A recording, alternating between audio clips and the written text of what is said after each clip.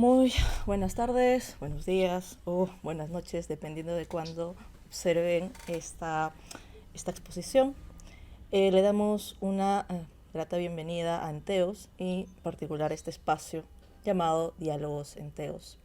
En este espacio, pues a lo largo ya de las anteriores fechas, hemos ido hablando sobre temas diversos como el lenguaje, la palabra, sus orígenes, lo mismo de la historia, cómo es que la entendemos, es que la concebimos. Y precisamente en la historia humana, pues una de las grandes figuras que hoy, y por eso queremos rendirle homenaje, destacan en nuestra visión y entendimiento del universo, pues es Johannes Kepler. Y pues justo hoy está cumpliendo 450 años.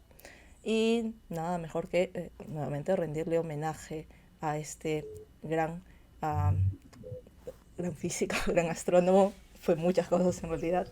Y pues aquí para aprender sobre él precisamente tenemos a un físico peruano, que cursado, a ver, déjenme presentarles, a Zanelli Carvajal Vigo, quien es licenciado en física por la Universidad Nacional Mayor de San Marcos. Ha hecho una maestría en física teórica en la Universidad de Edimburgo del Reino Unido, donde realizó investigación en cosmología, y actualmente pues está culminando un doctorado en física de partículas por la Pontificia Universidad Católica del Perú. Él ha coescrito diversos artículos de divulgación científica para el diario El Comercio y participó recientemente en el evento Unidos por la Ciencia, organizado por la Asociación de Premios Nobel. Zanelli, ¿cómo estás? ¿Qué tal? Bienvenido a este espacio titulado Diálogos Enteos. ¿Cómo estás?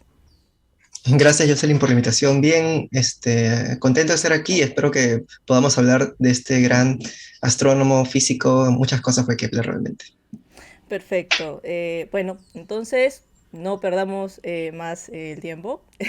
Comenzamos entonces, Zanelli. Ok, entonces voy a compartir unas diapositivas. ¿Sí? Perfecto, perfecto. Adelante. Bien, entonces, bien, espero que se esté viendo las diapositivas. Como ya comentó Jocelyn, vamos a hablar hoy de Kepler debido a su onomástico. Y realmente Kepler es una figura muy interesante en la historia de la ciencia y lamentablemente es una persona de la cual no se habla mucho, ¿no? Kepler, digamos que fue opacado de alguna forma por Galileo y Newton en la historia de la física en general, de la astronomía y de la astrofísica, pero realmente su contribución fue gigantesca. Hay quienes dicen, por ejemplo, que si de repente Copérnico no colocaba al Sol en el centro, otra persona lo iba a hacer, o que si Galileo tal vez no usaba el telescopio para mirar el cielo, otra persona lo podía hacer, pero que nadie más hubiera podido hacer lo que hizo Kepler. ¿No? Kepler era un gran matemático, vamos a ver ahora más o menos su obra y también un poco de su visión del universo, ¿no? De su visión de la cosmología, como se llamaba entonces, de la cosmografía, eh, por lo menos del sistema solar. ¿No? Así que hablaremos un poco acerca de él. Mira, para empezar a hablar de Kepler, tenemos que hablar también del contexto histórico en el cual él nació en el año 1571, pero el contexto histórico en el cual nació fue muy interesante, ¿no? Para empezar, en la época de Kepler existían, bueno, el modelo, digamos, oficial de la entonces de la Iglesia Católica en ese entonces era el modelo geocéntrico, ¿no? La mayoría de físicos, astrónomos, astrofísicos estaban seguros de que la Tierra estaba en el centro del universo, ¿no? Y esto pues estaba justificado en gran parte por la creencia de que el hombre estaba en el centro del universo como la máxima creación de Dios, ¿no? La creación más perfecta de Dios merecía estar en el centro del cosmos. Entonces, por este motivo que el modelo geocéntrico tenía tanta llegada, ¿no? El problema del modelo geocéntrico, más allá de los problemas, qué sé yo, filosóficos que implican pues colocar al hombre en el centro de toda la creación, están desde el punto de vista de la astronomía en las mediciones, ¿no? El modelo geocéntrico, tú puedes colocar a la Tierra en el centro del universo y puedes asumir que el Sol y los planetas giran en torno a la Tierra. El problema de hacer eso es que, digamos, la teoría que tienes que usar para poder modelar el movimiento del Sol, de Marte especialmente, presentaba muchos problemas, la teoría se complica, los cálculos son muy complicados cuando uno utiliza el modelo geocéntrico. Sin embargo, y es por ese motivo justamente que comento ahí que el modelo geocéntrico presentaba complicaciones cada vez mayores. ¿no? Para de repente, para algunos planetas funcionaba bien, para otros planetas no funcionaba nada bien. Así que la primera propuesta, la primera astronomía geométrica propuesta, el primer modelo, el modelo heliocéntrico, que tiene en cuenta ya un factor geométrico, bueno, fue dada por Galileo, perdón, disculpen, por Copérnico. Por Copérnico. Copérnico fue la primera persona que no solamente asumió que el Sol estaba en el centro, porque ya históricamente habían otras personas que habían propuesto la idea de que el Sol estuviera en el centro, pero Copérnico llegó más allá, hizo cálculos geométricos, asumiendo el Sol en el centro y los planetas en torno a él. Podía hacer cálculos, hacer predicciones bastante precisas del movimiento de los planetas, eclipses, posiciones de planetas, posiciones relativas, etc. Entonces, fue la primera vez que el modelo heliocéntrico, colocar el Sol en el centro, digamos, trajo ventajas desde el punto de vista de la astronomía observacional, ¿no? De la astronomía geométrica, como se le llamaba, y hasta ahora se le conoce. Y también otro contexto importante era el contexto político-religioso. En ese entonces, la contrarreforma de la Iglesia Católica estaba en su auge y eso generaba muchos problemas políticos religiosos en Europa, especialmente en la parte de Europa Central, que era justamente donde vivía Kepler. Vamos a ver que estos tres puntos, estos conflictos políticos religiosos, además de la propuesta copernicana y la complicación del modelo geocéntrico, juegan papeles muy fuertes y muy importantes en la vida de Johannes Kepler, ¿no? Y en su contribución a la ciencia. Bien, entonces para poder entender más o menos de la diferenciación entre modelo geocéntrico y heliocéntrico, voy a comentar algunos puntos claves nada más. En la presentación voy a evitar hablar de ecuaciones, de la física profunda, vamos a ver más que todo las ideas generales para poder entender el pensamiento de Kepler y por qué decimos que Kepler fue muy importante en la historia. Bien, en primer lugar, el modelo geocéntrico, que está a la izquierda, básicamente está fundamentado en la idea de que la Tierra se encuentra en el centro del universo, ¿no? Y en torno a la Tierra giran los astros. Entonces uno coloca la Tierra en el centro y el resto de astros girando en torno a ella, Sol, Luna, Mercurio, Venus, etc. Hasta las estrellas incluso, que se encuentran muy lejos de nosotros, ¿no? Ahora, este modelo fue el modelo cosmológico oficial del cristianismo en el siglo XVI. Básicamente, a partir del siglo XVI hacia adelante, hasta que muere, digamos, Kepler, se tuvo la idea de que, bueno, oficialmente la Tierra debía estar en el centro, ya por motivos, como comenté, más religiosos. Ahora, ¿cuál es el problema real del modelo geocéntrico? El problema real del modelo geocéntrico desde el punto de vista astronómico era que permitía hacer ajustes de los datos astronómicos. Por ejemplo, astrónomos grandes como Tycho Brahe y otros más, aún así utilizaban a medias el modelo geocéntrico, porque a pesar de que era incorrecto, y sabemos que es incorrecto, podía hacer buenas predicciones, o sea, hacía predicciones de los movimientos de los astros. El problema de esas predicciones es que para hacer esas predicciones de dónde va a estar Marte, dónde va a estar la Luna, etcétera, dentro de 20 o 30 días o 2 años, para poder hacer esas predicciones la teoría era muy compleja. Y no solamente era compleja, sino también tenía muchos márgenes de error. Así que había grandes márgenes de error y también mucha complejidad. O sea, desde el punto de vista del ajuste de los datos, tenía error y complejidad. Y además era una teoría problemática, ¿no? Era muy compleja. Vamos a ver ahora una animación que va a mostrar la diferencia. Ahora, ¿qué pasa con el modelo heliocéntrico? La diferencia es que ahora colocamos al Sol en el centro y al resto de planetas orbitando al Sol. Eso es lo que hoy sabemos que, pues, por lo menos dentro del sistema solar es verdadero, ¿no? Esto era conocido desde la Grecia clásica. Aristarco de Samos, por ejemplo, había hecho un experimento y había determinado efectivamente, había llegado a la conclusión de que era el Sol el que se encontraba en el centro del universo. Lamentablemente, Aristarco de Samos fue ignorado por su generación y también por generaciones posteriores. Y realmente el modelo heliocéntrico se comenzó a utilizar seriamente cuando empezó a usarse de manera geométrica, ¿no? Ahí está el detalle, cuando uno utiliza el modelo para hacer predicciones a través de geometría. Entonces, la primera astronomía geométrica basada en un modelo heliocéntrico fue propuesta por Nicolás Copérnico, ¿no? Copérnico utilizó el hecho de que el Sol está en el centro y creó una geometría, ¿no?, en torno a él y realizó predicciones utilizando esta geometría. Y eso, digamos, que le dio mucha fuerza al modelo heliocéntrico. Ahora he colocado la propuesta entre comillas porque Copérnico técnicamente no dijo que el Sol estaba en el centro, ¿no? Copérnico se cuidó, tenía mucho cuidado al hablar, simplemente propuso que realmente la Tierra estaba en el centro, ¿no? Pero si uno asumía que el Sol estaba en el centro, los cálculos se hacían más simples. Ya mencioné que colocar a la Tierra en el centro hacía que los cálculos sean muy complejos, que las trayectorias sean muy complejas. Y él dijo, si hacemos un cambio y asumimos nada más que es el Sol quien está en el centro, entonces los cálculos se simplifican. Pero no estoy diciendo que el Sol esté en el centro, solamente es como un artificio. Eso es lo que propuso Copérnico. Y esto justamente representaba, evidentemente, una nueva interpretación cosmológica, ¿no? Kepler marca el inicio, digamos, oficial de la revolución copernicana, porque Kepler fue el primero que se atrevió a decir, no, no es que colocar al Sol en el centro sea un artificio, el Sol está en el centro, ¿no? Y lo demostró geométricamente. Llegó a construir toda una geometría, una astronomía con el Sol en el centro, y sus predicciones eran tan buenas y sus errores tan pequeños que prácticamente no había lugar a dudas. Y luego con las observaciones de Galileo que vinieron después, ya prácticamente el modelo heliocéntrico ganó total relevancia, ¿no? Entonces acá he colocado una animación para que puedan ver ustedes la diferencia grande que hay entre el modelo geocéntrico a la izquierda y el modelo heliocéntrico a la derecha. Si ven el de la izquierda, en el centro, que es el azul, el punto azul, está la Tierra, y el resto de los astros girando en torno a ella. Fíjense la complejidad, la alta complejidad que tiene el sistema solar, asumiendo que la Tierra está en el centro. Algunos planetas se mueven en forma circular, otros realizan otras trayectorias llamadas epiciclos, es una locura.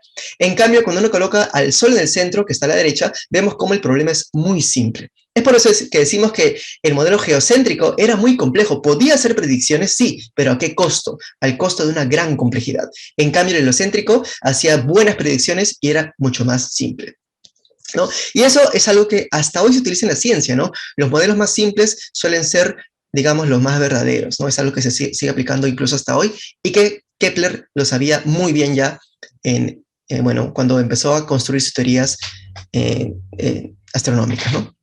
Bien, entonces, para entender a Kepler y cómo llegó a estas conclusiones, me gustaría mucho hablar más que todo de la forma de pensar de Kepler, ¿no? Kepler era una persona muy religiosa, era un luterano muy devoto, y usaba a la religión como una inspiración para su obra. Estamos hablando de un astrónomo que se encontraba al final de la Edad Media y estaba totalmente influido por todavía las concepciones propias de su tiempo, ¿no? Como todos estamos al final, al fin y al cabo. Pero en su caso era justamente la religión. Entonces, en este caso, Kepler pensaba que, bueno, para empezar, era un luterano devoto, ya comenté, pero también tenía cierto carácter de pensador libre. O sea, Kepler, a pesar de que, digamos, apoyaba la reforma, había ciertas cosas con las cuales no estaba de acuerdo. Una de ellas era la ubicuidad de Dios. O sea, Kepler no creía que Dios estuviera en todas partes.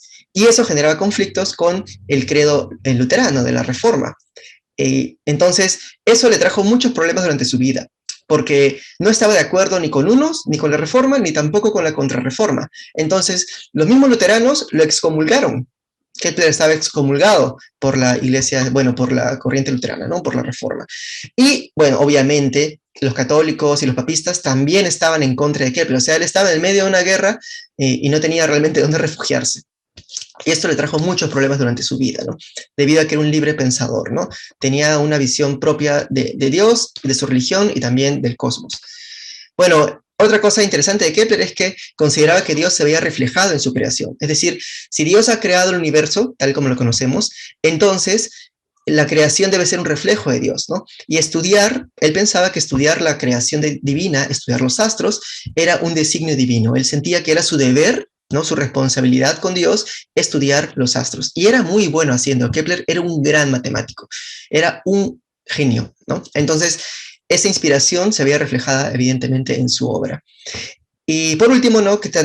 Él también pensaba que tanto Dios como la geometría habían existido desde siempre. Para Kepler, la geometría era algo sagrado, ¿no? Y eso de repente nos recuerda un poco también a la antigua Grecia, ¿no? Kepler había heredado de alguna forma, porque él había leído a los griegos también a Platón, había leído profundamente a Platón, y estaba inspirado por estas corrientes de pensamiento en las cuales él les interpretaba como que la geometría había existido desde siempre, se encontraba en un plano más allá, junto a Dios, y por lo tanto la geometría era divina. Y como la geometría era divina, Kepler llegaba a la conclusión de que debía ser perfecta. Entonces él buscaba una perfección en el cosmos a través de varios criterios que vamos a ver más adelante. Entonces uno no puede ignorar el componente religioso, la inspiración religiosa en la construcción teórica de este gran astrónomo, ¿no? Por eso es que lo estaba comentando. Y un ejemplo de este pensamiento típico de Kepler fue su interpretación del modelo heliocéntrico, ¿no? Porque el modelo heliocéntrico siempre estuvo en conflicto con, digamos, con la teoría vigente geocéntrica de la Iglesia, ¿no? Y bueno, Kepler encontró soluciones, de hecho hizo tratados ya teológicos, ¿no? De cómo reconciliar la visión heliocéntrica, ¿no? Porque Copérnico había propuesto esto, la versión copernicana con digamos, la cristiandad. Y bueno, una de ellas era, por ejemplo, esta, ¿no? Que decía, bueno, uno puede relacionar el sistema solar con la Santísima Trinidad. Puede decir, por ejemplo, que el Sol, que está en el centro, es como el Padre, ¿no? Los planetas que están orbitando el Sol son como el Hijo, y el vigor que hace girar a los planetas es como el Espíritu Santo. Este vigor es lo que Kepler reconoció. Kepler fue la primera persona en intuir que los planetas giran en torno al Sol porque el Sol genera una especie de fuerza sobre ellos. Ahora, no utilizó la palabra gravedad, ¿no? Que luego sería usada por Newton. Sin embargo, la palabra de un tipo de vigor. Decía que el Sol, debido a su rotación, Kepler pensaba, bueno, sabemos que es cierto, pero él no tenía evidencias, ¿no? Pero especulaba que el sol rotaba y que esta rotación hacía que el resto de planetas también roten. Y que, digamos, la influencia del Sol era más fuerte para los planetas cercanos y más débil para los planetas más lejanos. Y esto explicaba también la velocidad de los planetas, la velocidad relativa de los planetas, ¿no? Los más cercanos se mueven más rápido, orbitan más rápido, y los más lejanos más lento porque sienten una menor fuerza del Sol.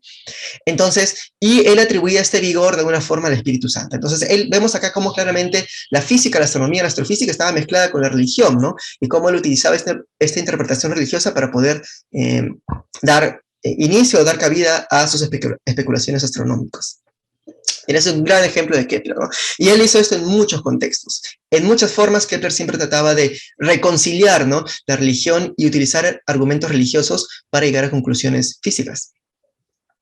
Bien, entonces, una evidencia grande de esto es esta frase de Kepler que me gusta mucho y que quería compartir, en la cual habla de las matemáticas, ¿no? Las matemáticas constituyen el orden de la naturaleza, porque desde el principio de los tiempos, Dios las porta en sí mismo, en la abstracción más simple y divina.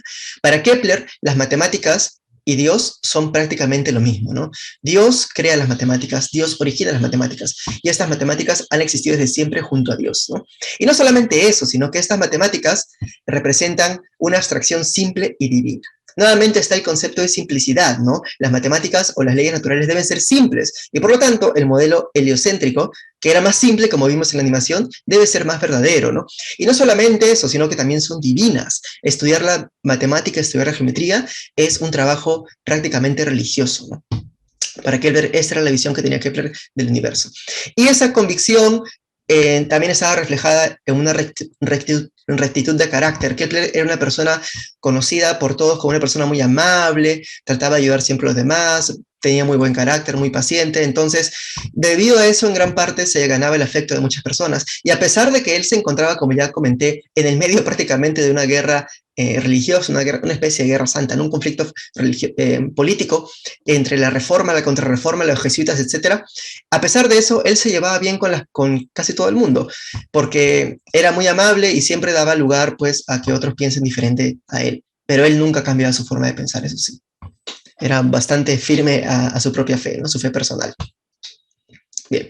Ahora, otra cosa que quería comentar acá es que esta visión es interesante porque hoy en día uno puede pensar, bueno, estamos hablando de finales de la Edad Media, la gente pensaba así, Dios, correcto, pero hoy en día, hoy, los físicos aún siguen creyendo, o bueno, han reinterpretado esta visión del universo y muchos creen que las matemáticas sí existen fuera del hombre, ¿no? Que las matemáticas son entes aparte. Es más, hay un cosmólogo muy conocido, Max Tegmark, que ha creado varias situaciones de la cosmología en la cual una de ellas propone que el universo es matemático, ¿no? Que la única realidad es la matemática y que nosotros solamente somos realizaciones de diferentes configuraciones matemáticas, ¿no? Entonces, esta idea de que la matemática es, no sé, divina, ¿no? Que trasciende todo, ya es no a través de Dios de repente, solamente a través de matemática pura, aún sigue existiendo e influencia de la ciencia hasta hoy, ¿no? Bien, ahora este concepto de belleza, de la verdad matemática y divinidad matemática, está muy relacionado al trabajo de Kepler. Un ejemplo muy fundamental de Kepler, en el cual Kepler creyó durante toda su vida, de hecho, es la relación entre la belleza y la verdad, ¿no? Para Kepler, si Dios creó el universo, si Dios creó, digamos, el mundo en que vivimos, entonces el mundo que ha creado Dios debe ser perfecto y debe ser bello, ¿no? Por eso él creía ciegamente que el cosmos debía reflejar la belleza y perfección de su creador, ¿no? Y bueno, debido a eso, utilizando estos conceptos, Kepler creó un modelo del universo, ¿no? El primer modelo que creó Kepler del universo estaba basado íntegramente en la belleza, ¿no? Porque en su tiempo solamente se conocían 6 planetas. Entonces, él imaginó un universo compuesto por 6 planetas.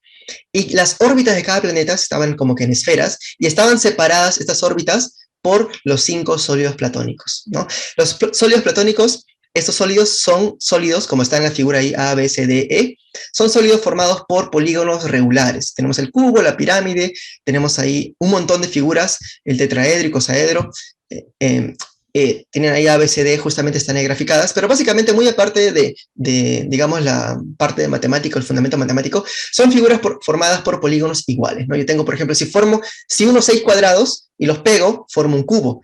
Es una figura geométrica o un sólido formado por objetos iguales, ¿no? En la parte B, por ejemplo, una pirámide, tomo 4 triángulos, el tetraedro tomo 4 triángulos y los pego de una forma y formo un sólido perfecto, un sólido platónico, ¿no? Y resulta que solamente hay 5 figuras, existen solamente 5 sólidos platónicos, y esto se conocía desde el tiempo de los griegos, de la antigua Grecia. Y Kepler dedujo, ok, estos sólidos son sólidos perfectos. ¿Por qué perfectos? Porque son bellos. ¿Por qué bellos? Porque están formados por figuras idénticas, ¿no? Tienen esa simetría. La simetría de estar formados por figuras idénticas por todos los lados, ¿no? Son bellos, son perfectos. Y como son 5, esto está relacionado a los 6 planetas, ¿no? Entre cada planeta hay un sólido perfecto. Y es de esta forma Kepler reconciliaba la belleza y la verdad, ¿no? La belleza matemática a través de los sólidos platónicos y la verdad que eran las órbitas planetarias, la verdad en este caso astronómica, ¿no? Y es importante recalcar que a pesar de que sabemos que el modelo de Kepler fue incorrecto, este modelo es incorrecto, lo que sí queda hasta hoy es la relación entre la belleza matemática y la física, ¿no? Actualmente uno de los criterios más grandes, más fuertes para las teorías físicas es la belleza. Eso comenzó y, digamos, tomó mucha más fuerza con el inicio de la física cuántica en la década del siglo, en el 20, 30 del siglo pasado, segunda, tercera década del siglo pasado. Y se usa hasta hoy todavía. El concepto de belleza matemática, de simetría, sigue siendo un indicador de verdad en la física actual, ¿no? Mientras más bella sea una teoría física, más verdadera es, o lo más probable que sea verdadera, ¿no? Y eso existe desde Kepler, ¿no? Es decir, que esa visión la heredamos hasta hoy. Bueno, ahora, para hablar un poco ya del trabajo de Kepler, en este caso no puedo hablar acerca de Kepler sin hablar de Tycho Brahe, ¿no? Tycho Brahe fue un astrónomo experimental, ¿no? Realizaba observaciones del universo. De hecho, Tycho Brahe era conocido por tener las mejores observaciones de su tiempo. Sus observaciones eran mucho más precisas que el resto que se habían creado hasta el momento, y muchos ansiaban tener esa información, pero Tycho Brahe era una persona bastante celosa con sus datos experimentales, ¿no? De hecho, a Tycho Brahe se le había dado toda una isla para que construya un observatorio y se dedique solamente a hacer observaciones astronómicas. Sería el sueño de muchos astrónomos actualmente, ¿no? Y Tycho Brahe se convirtió prácticamente en un dictador de la isla, ¿no? Así deshacía, tenía control absoluto también de los habitantes, que prácticamente eran sus sirvientes todos. Entonces aprovechó eso Tycho Brahe y tenía unos datos, pues, increíbles, ¿no? Para la época.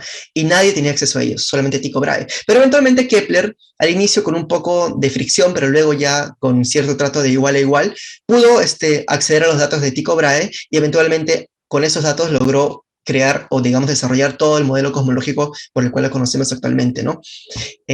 Ahora, realmente Kepler pudo trabajar correctamente con los datos de Tycho Brahe cuando Tycho Brahe falleció en el año 1601. Entonces fallece Tycho Brahe y el emperador decide heredar todos los datos a Kepler. Estamos hablando de, bueno, en ese entonces era normal, ¿no? Que los emperadores eran los que financiaron los proyectos de investigación. Bueno, ahora los financian los países, es casi lo mismo. Entonces Kepler hereda todos los datos y, por si acaso, Kepler era alemán, no lo comenté, disculpen.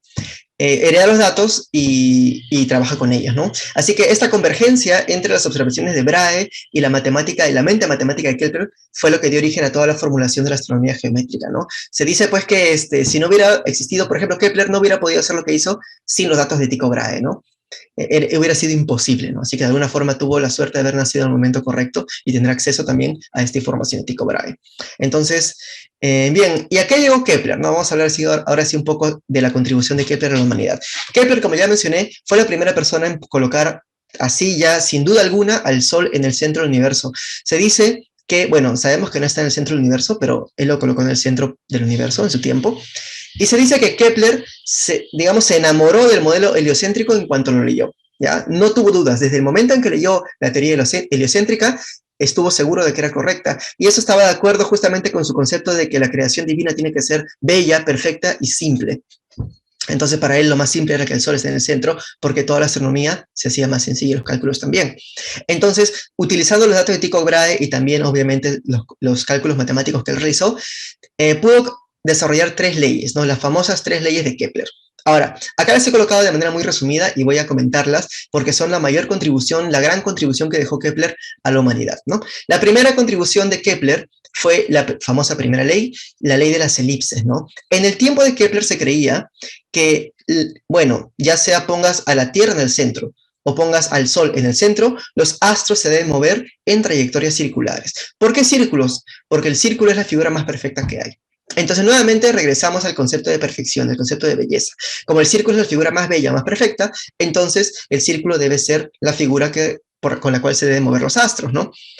Kepler demostró, ya sin lugar a dudas, principalmente estudiando el movimiento de Marte, que no, los astros no se mueven en trayectorias circulares, se mueven en trayectorias elípticas, donde el Sol está en uno de los focos. De hecho, los focos son dos puntos de la elipse, que son puntos a partir de los cuales uno construye la elipse. ¿Ok? Por ejemplo, ahí vemos la figura en la parte de la primera ley, una animación, vemos cómo la Tierra se mueve, ahí está exagerado ya, la trayectoria de la Tierra no es tan así, no es tan ovoide, ¿no? La trayectoria orbital, pero ahí se nota cómo el Sol no está en el centro, ¿no? Para empezar, la trayectoria no es circular, es elíptica, y además el Sol no está en el centro, está un poco alejado del centro, en un punto llamado foco de la elipse, ¿no? Es más, Kepler fue la persona que, digamos, trabajó con esto y también trabajó con el concepto de foco de una elipse y muchas otras cosas más. Esa fue la primera ley, ¿no? Esa primera ley rompe totalmente con el criterio de que el círculo, por ser la figura más perfecta, debía ser la figura que se encuentre en el cielo. Ya no, la elipse es. ¿Cómo Kepler llegó a esto? Bueno, a regañadientas, ¿no? Porque Kepler también creía que el círculo era la figura más perfecta. Pero digamos que Kepler, el espíritu científico, la búsqueda de la verdad de Kepler era mucho mayor que sus prejuicios. Entonces él llegó a concluir, bueno, ya si los datos experimentales y todo lo demás favorecen la trayectoria elíptica, tampoco puedo cerrar mi mente ante ello, así que aceptó que los planetas se mueven en trayectorias elípticas. La segunda ley de Kepler está relacionada a la velocidad de los cuerpos, ¿no? Él se dio cuenta de que, por ejemplo, si tengo al Sol en un foco de la elipse, quiere decir que a veces la Tierra, acá estamos colocando cualquier figura, un planeta, ¿no? Como ejemplo, cuando el planeta está más lejos del Sol, se mueve más lento, y cuando está más cerca se mueve más rápido. Ustedes pueden verlo ahí en animación, ¿no? En cualquiera de las dos. En la primera o la segunda animación se ve claramente, ¿no? Cuando está pasando cerca del Sol se mueve más rápido, cuando está más lejos se mueve más lento. Kepler sabía eso, y él pudo relacionar esto con una teoría utilizando áreas, ¿no? Básicamente es la siguiente. En la segunda figura ustedes pueden ver la segunda ley de Kepler, que el segmento que une un planeta con el Sol barre áreas iguales en tiempos iguales. Por ejemplo, digamos que esas áreas que ven ustedes en azul, blanco, es el área que barre ese radio, ¿no? Ese radio que va del Sol al planeta, esa línea va barriendo un área, ¿no? Y la idea es que en tiempos iguales se barren áreas iguales. O sea, por ejemplo, cada área que ustedes ven ahí es el área barrida en un segundo, digamos, ¿no? En un segundo, otro segundo, otro segundo, otro segundo y así. Y esas áreas son iguales. ¿Qué consecuencia tiene eso? La consecuencia directa es que cuando el planeta pasa cerca del Sol, se debe mover más rápido. Y cuando pasa lejos del Sol, se debe mover más lento para que las áreas puedan ser iguales. Entonces, estos dos primeros conceptos fueron también utilizados por Newton. De hecho, Newton, se dice que el descubrimiento más grande de Newton no fue la gravedad, algunos dicen que el descubrimiento más grande de Newton no fue el cálculo, la gravedad, etcétera, las leyes de movimiento, sino que el descubrimiento más grande de Newton fue haber encontrado las leyes de Kepler entre todos los apuntes de Kepler, ¿no? Que básicamente ese fue el más grande descubrimiento de Newton, porque a partir de ahí pudo construir toda la teoría de la gravedad, etcétera. ¿Y por qué se dice eso? Porque Kepler, acá estoy colocando las dos leyes, la primera y la segunda ley de manera rápida, ¿no? Pero Kepler, cuando escribía sus libros, no solamente escribía sus resultados, sino que Kepler tenía la costumbre de escribir todos sus errores. Cada vez que Kepler se equivocaba en algo, igual lo escribía en el libro. Entonces eran libros de 5 o 6 tomos a veces, llenos de errores, y por ahí entre esos errores aparecían los cálculos o las conclusiones correctas, que en este caso primera y segunda ley. Entonces Newton tuvo que leer mucha información para poder llegar finalmente a las leyes de Kepler, ¿no? Por eso se dice que ese realmente fue su más grande descubrimiento. Y por último tenemos la tercera ley de Kepler, que ya esa sí es una expresión matemática, que, bueno, básicamente me dice que si yo calculo el periodo orbital de un planeta, o sea, por ejemplo, el tiempo que demora el planeta en dar una órbita completa en torno al Sol, ¿no? Por ejemplo, ahí saltía el tiempo en toda una vuelta completa, el tiempo que demora el planeta en dar toda una vuelta completa. Si ese tiempo lo elevo al cuadrado y lo divido entre el radio promedio al cubo, ¿qué es el radio promedio al cubo? Es la distancia promedio del Sol al planeta, porque hay una distancia, ¿cierto? Esa distancia va variando, pero uso la distancia promedio. Si uso esa división, periodo al cuadrado, tiempo para una vuelta al cuadrado entre distancia promedio del Sol al planeta al cubo, perdón, esa relación es constante para todos los planetas. Por ejemplo, si tengo un planeta 1 y un planeta 2, periodo 1 al cuadrado entre radio 1 al cubo es igual al periodo 2 al cuadrado entre radio 2 al cubo. Esa es la famosa tercera ley de Kepler. ¿Por qué es importante esa tercera ley? ¿Por qué fue tan importante para Newton? Porque las dos primeras leyes se pueden deducir matemáticamente, y de hecho seguramente Newton lo hizo, asumiendo nada más que hay una fuerza de gravedad, ¿no? Que el Sol atrae a los planetas, ¿no? Y es una fuerza que depende de la distancia. Kepler ya sabía eso, Kepler ya sabía que había una fuerza o algo que, digamos, unía al planeta con el Sol, y que esa fuerza era mayor cuanto más cerca estaba el planeta, mientras más lejos, más débil, pero no sabía cómo esa fuerza, cómo era esa fuerza. Sin embargo, la tercera ley sí da esa información. La tercera ley de Kepler solo se puede cumplir cuando esa fuerza tiene la forma de la fuerza de gravedad de Newton. O sea, Newton tenía la tercera ley para corroborar que su teoría de la gravedad era correcta. Entonces, realmente Newton, por eso decimos que Kepler prácticamente dejó el camino hecho para que Newton pueda desarrollar su teoría de la gravedad. Newton sabía ya que había una fuerza entre el Sol y los planetas. Sabía también que esa fuerza tenía que darte la tercera ley de Kepler. Entonces ya con eso pudo concluir que debía ser una forma de la fuerza de gravedad, 1 sobre r al cuadrado, 1 sobre la distancia al cuadrado. Bien, entonces estas son las tres leyes de Kepler, y bueno, ya para concluir, porque son solamente me parece 15 minutos, de repente ya me pasé, unos datos más sobre Kepler, muy aparte de lo que ya hemos mencionado. Para empezar, Kepler se dice que escribió el primer libro de ciencia ficción, titulado Sueño, la astronomía de la luna. Este libro básicamente era un libro en el cual se imaginaba qué vería un extraterrestre o un ser que viviera fuera de la Tierra, bueno, si viviera particularmente en la Luna, ¿no? Kepler empezó a especular o calcular qué pasaría si un ser viviera en la Luna, qué vería este ser. Y en este libro él explica, ¿no?, las desventuras y aventuras de este ser, y además llega a la conclusión de que este ser, si él existiera en la Luna, si hubiera nacido en la Luna, hubiera llegado a la conclusión de que la Luna era el centro del universo. Y básicamente lo usaba para decir, ok, o sea, nosotros creemos que estamos en el centro del universo, pero si hubiéramos nacido en la Luna, también creeríamos que la Luna es el centro del universo. Eso para apoyar a la teoría heliocéntrica, ¿no? Digamos, para criticar a la teoría geocéntrica, ¿no? No hay por qué pensar que la Tierra es el centro. Además, Kepler fue muy conocido por el público general por sus dotes astrológicos, ¿no? Bueno, en ese entonces la astronomía y la astrología estaban muy conectadas. De hecho, los astrónomos reales, como Kepler, también eran astrólogos reales. Se esperaba no solamente que hagan predicciones acerca de los planetas y las estrellas, también se esperaba que hagan predicciones acerca de guerras o de repente algún evento climático que podría haber, que podría afectar al reino, al imperio. Entonces, Kepler tuvo la suerte, la dicha, de acertar un par de conflictos, por ejemplo, una guerra por ahí, de repente alguna tormenta por allá, y eso, digamos, le dio un prestigio. De hecho, el primer prestigio que tuvo Kepler fue como astrólogo, ¿no? Haciendo predicciones usando los astros. Y también que Kepler nunca renunció a su fe. Es importante que Kepler era una persona muy creyente, tenía una fe muy establecida y que no renunció a ella, incluso cuando se le ofrecieron muchas cosas. Los católicos, la Iglesia Católica, la Contrarreforma en realidad, trató de ofrecerle oro y morro a Kepler para que pueda convertirse al catolicismo, ¿no? Muchos beneficios, pero Kepler los rechazó todos porque estaba convencido de su propia fe. Entonces, eso es lo que quería compartir con ustedes acerca de Kepler. Hay mucho que hablar de repente, muchos temas interesantes que he tocado, así que muchas gracias por escucharme, y Jocelyn, de repente podemos comenzar con el diálogo, si te parece bien. Muchas gracias, Aneli. Definitivamente nos has dado todo un repaso a lo que sería tanto la vida, los principales aportes, inclusive algunos datos extras sobre Kepler. Y pues comenzando o animándonos a las preguntas, por cierto, pueden dejar sus consultas en la caja de chat de acá de la transmisión. Pero bueno, yo comienzo con el diálogo en todo caso, ¿no? Y es que me recuerda mucho a un libro, el libro que siempre nos recomiendan para ver estos temas, y quien dedica unos capítulos bastante interesantes sobre Kepler, que es el libro de los sonámbulos de Kestler, ¿no? De Arthur Kestler, que es un tratado hermoso.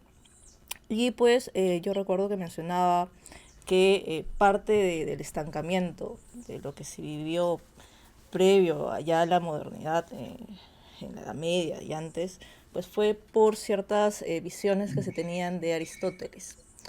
Ujú. Eh, y precisamente incluso sobre el movimiento, ¿no?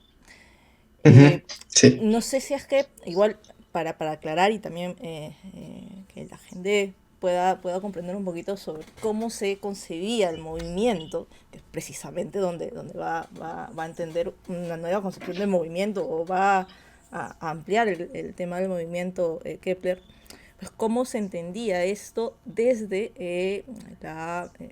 el pedestal que se tenía pues Aristóteles y a Ptolomeo, ¿no? sí, así es. O sea, quisiera saber ese impacto que al final pues genera que Kepler, bueno, Copérnico, Kepler, que ya van alejándose, a pesar de que de todas maneras se mantenían como que entre que quiero no desligarme de eso, pero o sea, Ujú. ¿qué nueva visión nos trae acerca del movimiento? Pues, ¿no? No sé. Sí, sí, sí, sí, es verdad, ¿no? El movimiento, por ejemplo, desde la visión aristotélica, se creía que los cuerpos se mueven porque son impulsados por una fuerza, ¿no? Y bueno, Aristóteles era muy criticado por eso. De hecho, hay un ejemplo que él pone, bueno, una de las críticas más grandes era, si es que los cuerpos se mueven solamente cuando son impulsados por una fuerza, entonces, ¿qué pasa con una flecha cuando es lanzada, ¿no? Si yo lanzo una flecha, obviamente la primera fuerza va a ser la fuerza de la cuerda del arco, ¿no? Pero una vez que la flecha está en el aire, ¿quién la sigue empujándolo? ¿No? Aristóteles pensaba que para que un cuerpo se mueva, en todo momento algo debe estar empujándolo. Pero una flecha en el aire, porque un ave, podemos pensar un ave que vuela, bueno, las alas, ¿no? Se impulsa con las alas, pero una flecha no. Y bueno, ahí había problemas, ¿no? Había gente que decía que el aire mismo impulsaba la flecha, como que ya entraba en cosas bien complejas, ¿no? Y en la época de Kepler, de hecho, todavía el problema de movimiento no había sido zanjado totalmente. Digamos que ese problema fue zanjado totalmente por Newton recién, ¿no? Con el concepto de la inercia. Hoy sabemos que los cuerpos no se mueven por las fuerzas realmente, ¿no? Las fuerzas lo que hacen es acelerar al cuerpo, pero un cuerpo se puede mover sin acción, sin la acción de ninguna fuerza. Y ese movimiento justamente se conoce como movimiento rectilíneo uniforme.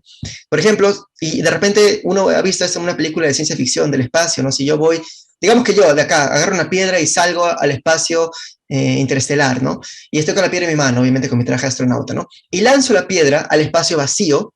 Esta piedra va a seguir en línea recta y se va a mover, se va a seguir moviendo en línea recta hasta chocar con algo, ¿no? A pesar de que en el espacio interestelar no hay nada, ¿no? Es prácticamente vacío para todos los efectos. Ahora, si queremos ponernos exquisitos, no es totalmente vacío, pero para todos los efectos prácticos sí lo es. Entonces, no hay nada que le impulse y aún así sigue moviéndose hasta el infinito. Y decimos hoy que se mueve debido a la inercia, ¿no? El concepto de inercia fue desarrollado por Newton, así, totalmente, ¿no? Por Newton, establecido totalmente por Newton, pero ya desde Kepler, por ejemplo, ya tenía una idea del concepto de inercia. Ya con Kepler y Galileo, que fue prácticamente contemporáneo de Kepler también, se empiezan a ver estos principios de inercia, ¿no? Entonces, el movimiento, por ejemplo, para Kepler, ya él estaba, como dices tú, ¿no? Como que quería y no quería desligar con los conceptos aristotélicos, pero ya se veía en Kepler la idea de que los cuerpos no requieren una fuerza para moverse, se pueden mover simplemente en línea recta sin que actúe ninguna fuerza sobre ellos, ¿no? E incluso empezó a relacionar esto con la masa de los cuerpos, pero no tanto lo hizo con la masa, sino más que todo con la rotación, ¿no? Él relacionó de alguna forma la inercia de los cuerpos con su rotación. Creía que un cuerpo que rota más, digamos que tiene mayor inercia, bueno, usando palabras modernas, ¿no? Inercia que otros cuerpos.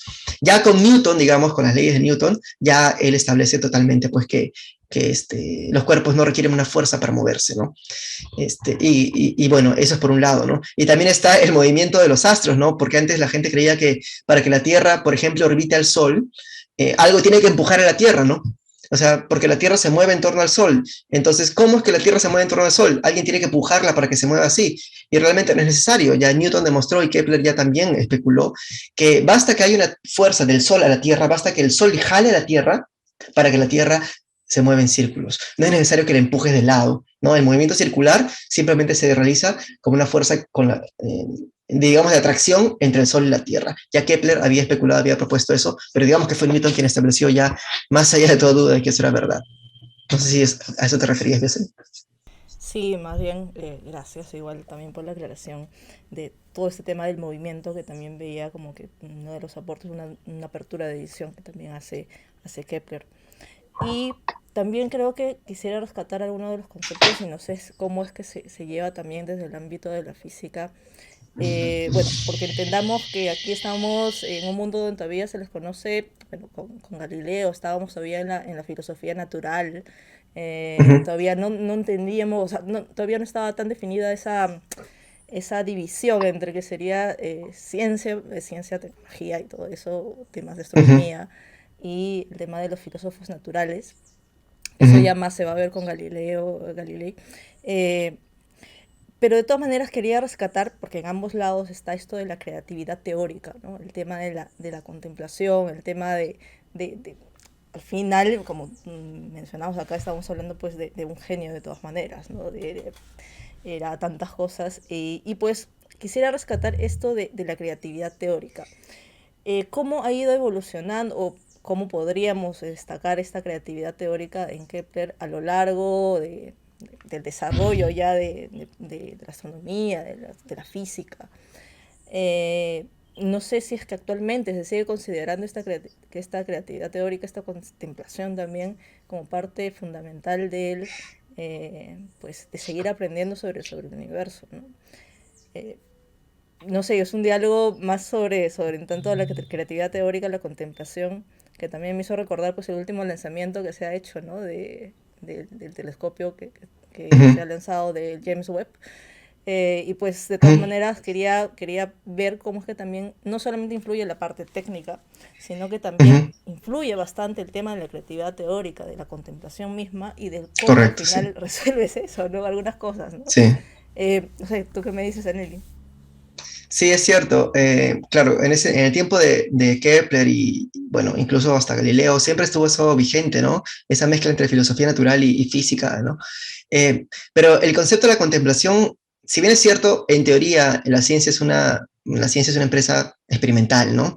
Que la hipótesis, ¿no? Y luego hay que hacer la corroboración experimental. En la práctica, como que la contemplación y la especulación matemática, puramente matemática teórica, sigue siendo una pieza fundamental. Especialmente hoy en día cuando estamos, o especialmente cuando en la ciencia se alcanzan los límites experimentales, ¿no? Por ejemplo, si no tienes un telescopio, digamos, si el telescopio más moderno puede solamente ver o discernir cierto tamaño o cierta, bueno, se le llama, es un ángulo, ¿no? Tiene, bueno, pero para no entrar en detalles técnicos, digamos que tiene cierto alcance, por decirlo de una forma, un telescopio no puede discernir muchos objetos mucho más lejanos ya, digamos, solamente puede ver hasta cierto punto.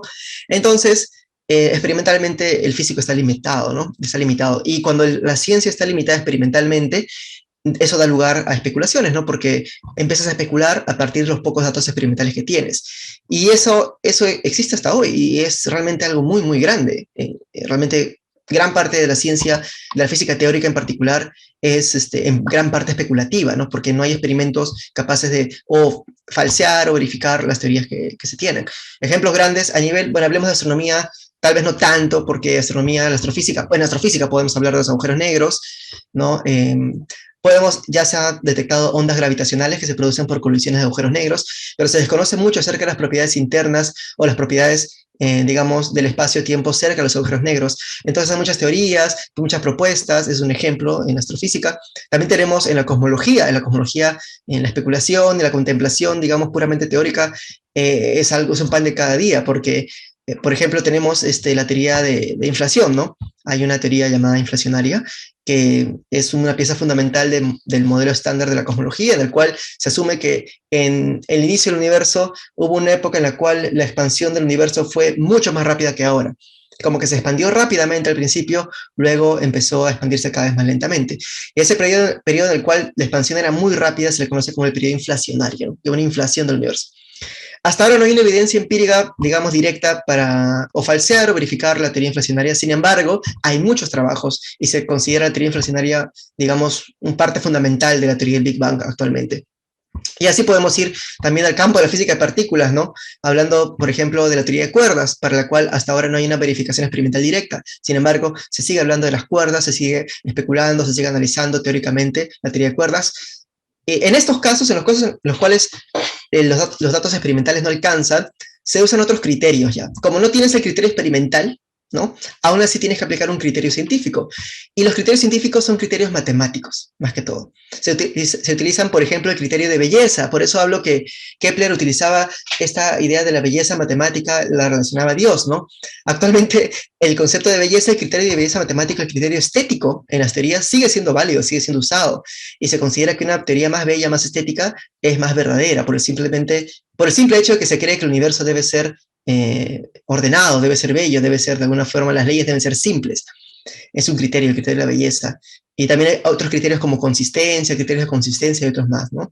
Entonces, sí, digamos que la concepción de la especulación, de la contemplación ha cambiado, la forma en que se hace ha cambiado un poco, pero sigue siendo vigente. Yo diría que sigue siendo vigente, a pesar de que mucha gente tal vez no esté de acuerdo, ¿no? Pero yo creo que sí. Y es una pieza fundamental del desarrollo científico. Claro, Ese ahora es... que también sacas a colación lo del orden y que justamente venimos, y tú también que estudias física de partículas, pues venimos de toda la teoría de Heisenberg y todo lo que tiene que ver más bien con el mundo del caos. Ujú. Eh, bueno, justo te iba a preguntar esto, ¿no? O sea, al final, ¿qué ganaríamos? Pues entonces nosotros volviendo tal vez, o siguiendo estudiando sobre Kepler, sobre sus aportes, sobre su vida y todo eso, ¿no?